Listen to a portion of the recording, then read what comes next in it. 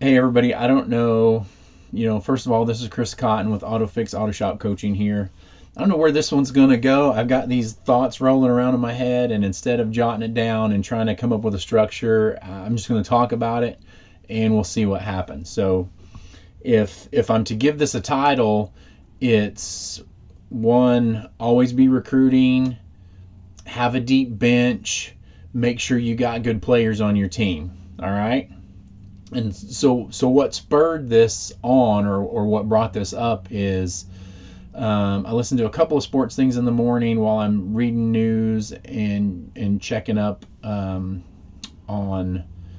current events, things like that. And everybody's talking about Dak Prescott, everybody's talking about Deshaun Watson, and I'm like, maybe the solution's pretty easy, pretty clear. So my thing is okay, he doesn't want to stay in Houston.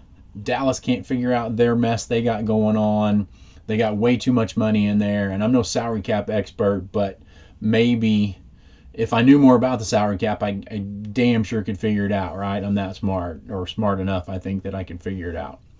So quickly, maybe Dallas, maybe Jerry Jones needs to trade Dak Prescott and Ezekiel Elliott for Deshaun Watson, and everybody's happy. Maybe they could figure that out and make it work. But anyway, what's this got to do with auto repair shop?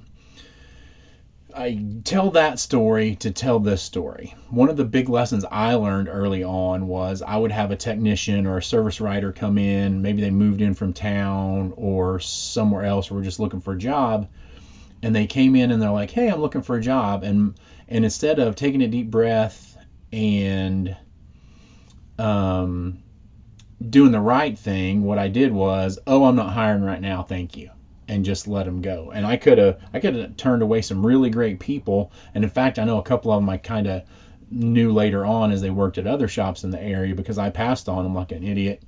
They went somewhere else and did great things. The important thing out of that is you need to always be hiring, always be recruiting, because you don't know who's going to walk through the door and you don't know who's going to be in market. It's kind of like marketing for oil changes and things like that.